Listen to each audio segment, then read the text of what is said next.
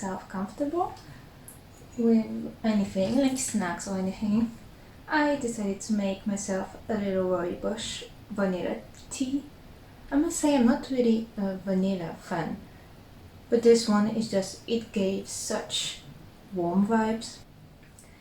Anyway, I thought because we are mid-February that it would be good to do a little book review about the book I'm currently reading and the two I read prior, and maybe do a little project too.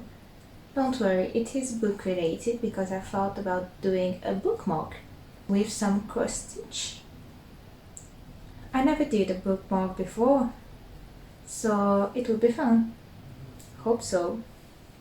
So, let me talk about the two books I already read. First, we have Wilder Girls by Rory Power. The French translation was done by Frédéric Leboucher, and it's a YA sci-fi horror story with themes of nature, survival, and a sprinkle of body horror. It was published in 2019 and has an average rating of 3.45 on Goodreads. The story takes place in a girls-only school isolated on a reclusive island, and it's already been 18 months since some strange virus has appeared called Tox, decimating the adults and leaving very strange scars on the body of these girls. Hetty, for example, has a mutilated eye, and for her two friends, an additional spine like some dorsal fins, and a hand recovered entirely in silver scales, as if made of metal. Of course, the government is supposed to secretly help, but things do not go as hoped, and these girls have to discover the truth by themselves if they want to survive. Honestly, the general idea was very interesting. As I said, it has some body horror elements with a lot of tension because these girls have to survive with almost no adults to guide them and on an island that is starting to become very hostile. The intrigue was captivating, but sadly it's only true for the first half of the book because it's the moment when you discover what happened and what informations are known by these girls.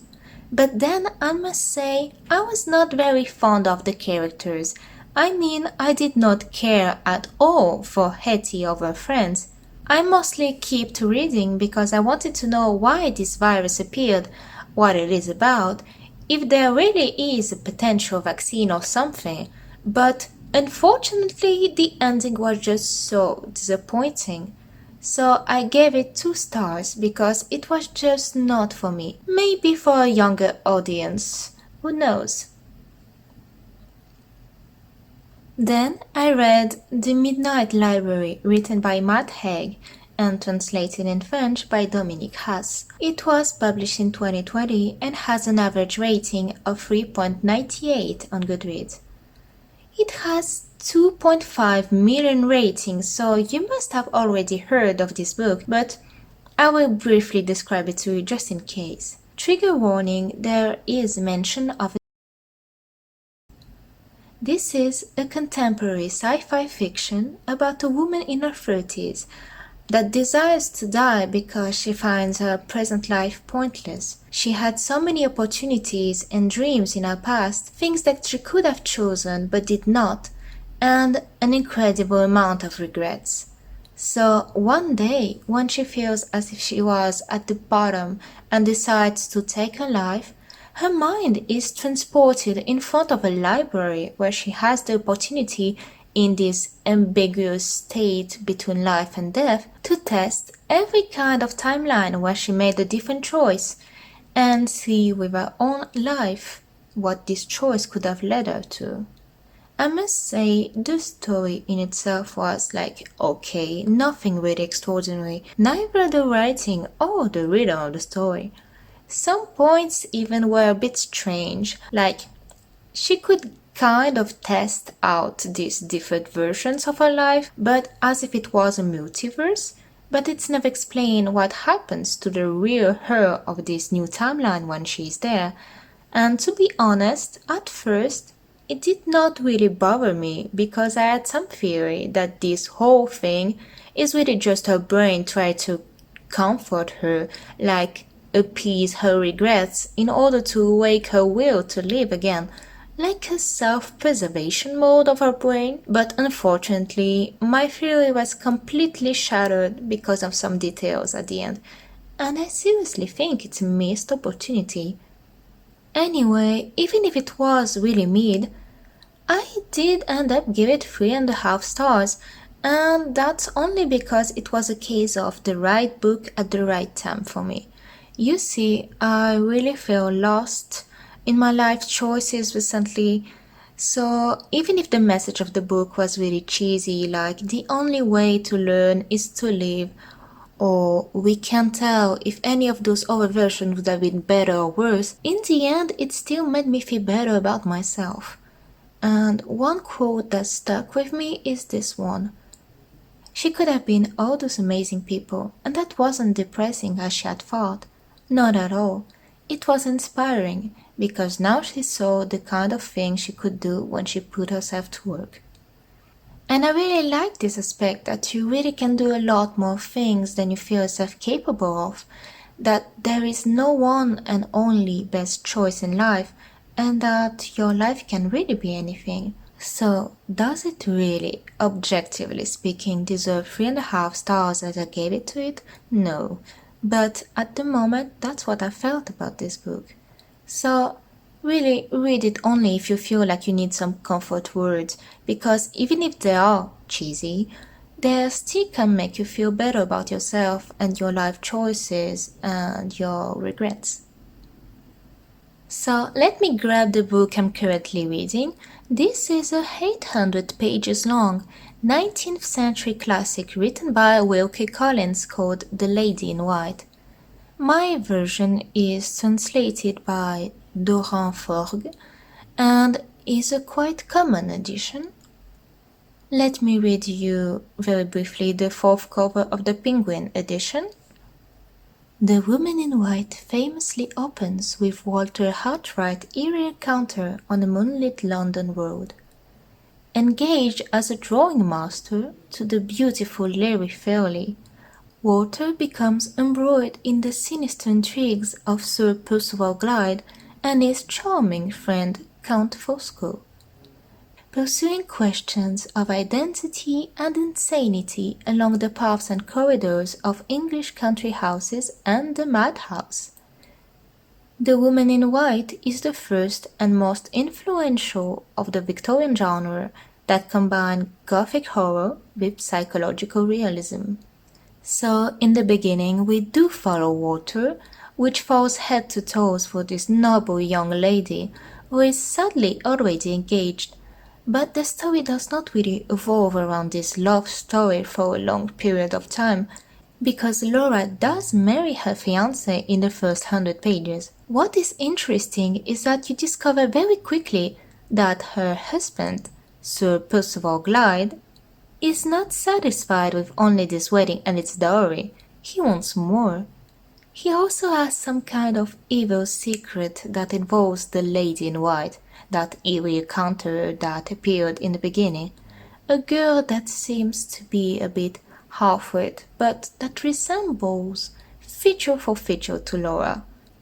So far, I really like this story. It does have a very gothic atmosphere within its themes, with women who are put in madhouses if they know too much.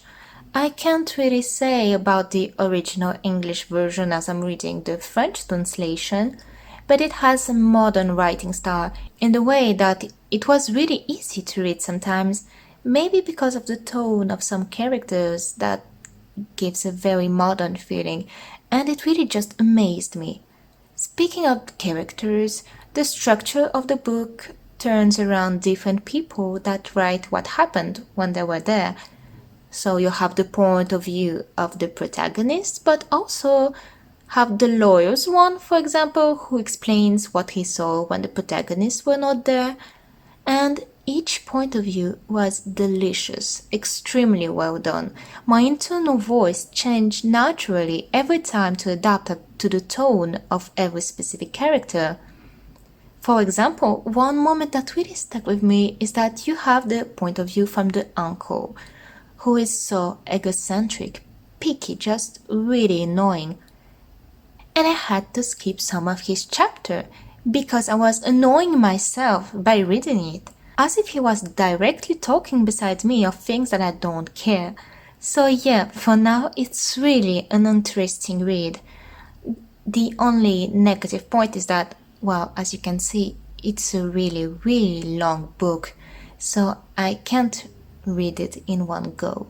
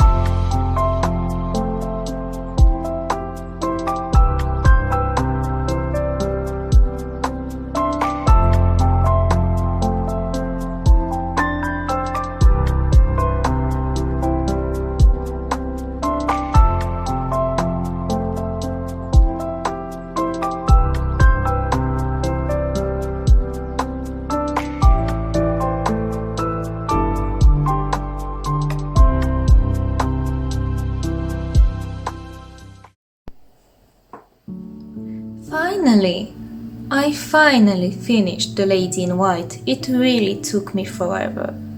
It's always difficult to give a rating to a classic and to understand how much you liked it. As I said, I loved the very modern tone and writing style. The characters were nicely written. I was a bit confused at first by Marianne, Laura's sister, because she said things that sounded a bit pick-me-like, but when you are put in her point of view, which was a big part of the book, you really learn to understand her, and I must say, she was quite badass. At some point she put on a light skirt and went spying on a conversation hiding on the roof. She could easily have been a protagonist in a modern fantasy book. So I adored the second part of the book, but was quite let down by the last one, which was again around 300 pages long, because I felt as if it lacked something and as if the atmosphere changed a bit. I mean, the mafia is involved at some point.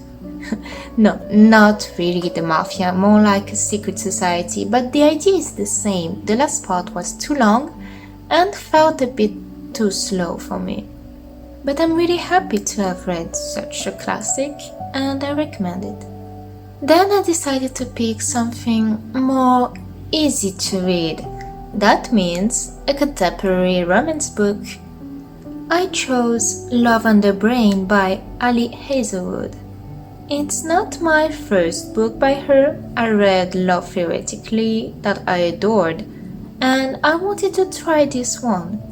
It's about Bee. She loves Marie Curie, has commitment issues, and has to work on a project at NASA with her rival/enemy Levi. As always, I liked the global theme about women in tech. The male lead was on point, but I had some issues with our female lead.